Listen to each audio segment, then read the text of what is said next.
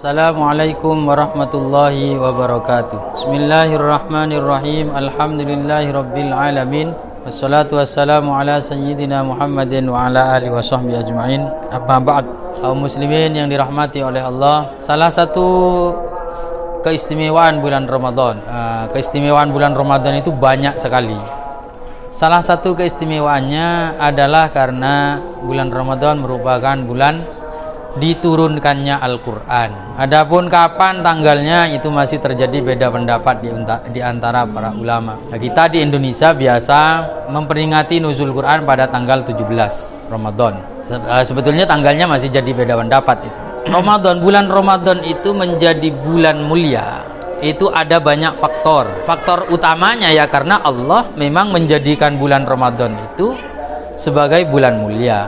Jadi sesuatu itu menjadi mulia karena Allah memuliakannya. Ya, kalau dari segi waktu ya sama saja antara bulan Ramadan dengan selain bulan Ramadan, dari sisi waktunya ya sama saja. Tapi yang kemudian menjadi istimewa karena apa? Karena Allah memang menetapkan itu sebagai bulan istimewa. Ya sama dengan Mekah menjadi tanah suci, menjadi tanah mulia. Kalau dari segi tanahnya ya sama saja dengan tanah-tanah yang lain. Kenapa menjadi mulia? Karena Allah menetapkan Mekah itu sebagai tempat mulia. Itu intinya. Nah, salah satu faktor yang menyebabkan bulan Ramadan itu menjadi istimewa itu adalah karena pada bulan Ramadan itu turun Al-Quran. Disebut di dalam Al-Quran Syahrul Ramadan alladzi unzila fihil Quran. Bulan Ramadan yang mana di dalam bulan Ramadan itu telah diturunkan Al-Quran. Apa maksudnya penurunan Al-Quran? Penurunan Al-Quran itu ada beberapa kemungkinan yang dimaksud. Jadi ada tanazzulatul Quran, penurunan Al-Quran. Itu ada beberapa macam. Yang pertama perlu dipahami bahwa Al-Quran itu adalah kalamullah, kalamnya Allah.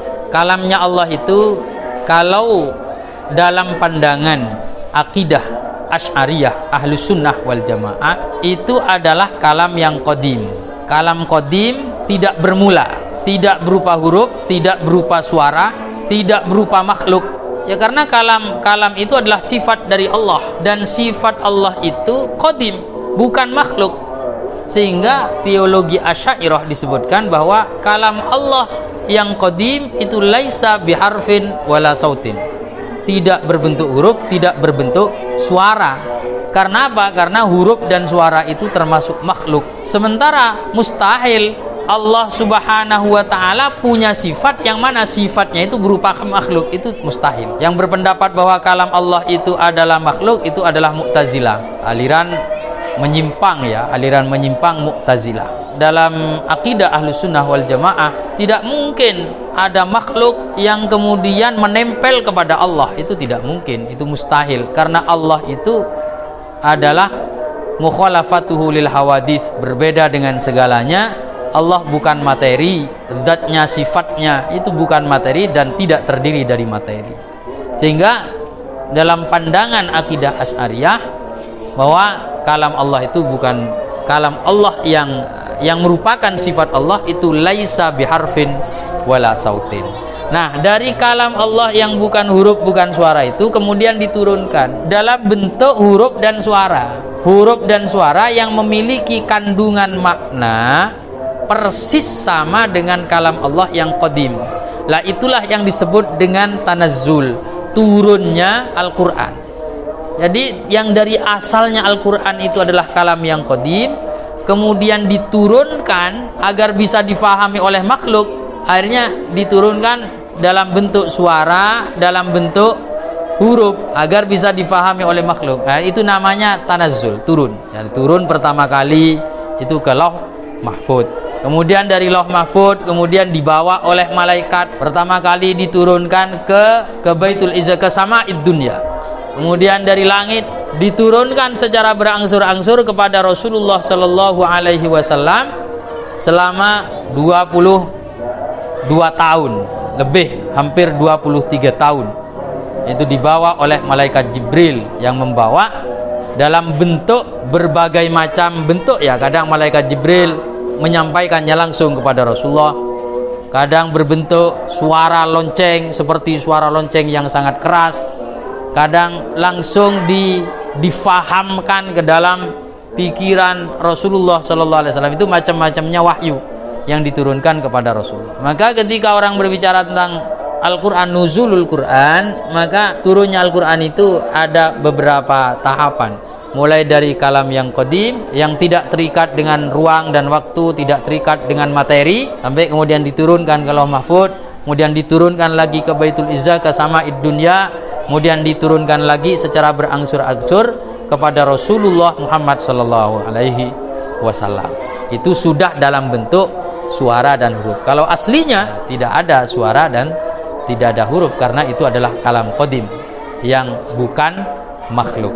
Nah, turunnya Al-Quran ini termasuk salah satu sisi istimewa dari bulan Ramadan. Allah Subhanahu wa Ta'ala tidak menjadikan bulan istimewa atau turunnya Quran itu pada bulan-bulan hurum di dalam tradisi Arab dan diakui oleh Islam, mungkin juga dari para nabi sebelum Nabi Muhammad. Ada bulan-bulan mulia di dalam agama itu, yaitu bulan Dzulqa'dah, Dzulhijjah, Muharram dan Rajab.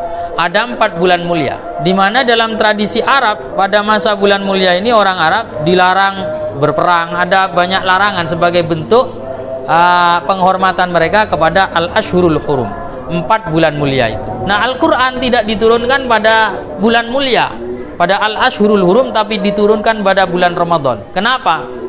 Ya, salah satunya adalah untuk menunjukkan bahwa bulan apapun di mana bulan itu diturunkan Al-Quran, maka secara otomatis bulan itu akan menjadi bulan yang mulia. Al-Quranlah yang membuat bulan itu menjadi mulia. Turunnya Al-Quranlah yang membuat bulan itu mulia, bukan karena bulannya, tapi karena turunnya Al-Quran. Ya, sama dengan kenapa Rasulullah SAW lahir pada bulan Rabiul Awal. Rahasianya, kok tidak lahir di bulan-bulan 4 bulan mulia yang dihormati oleh orang-orang Arab itu?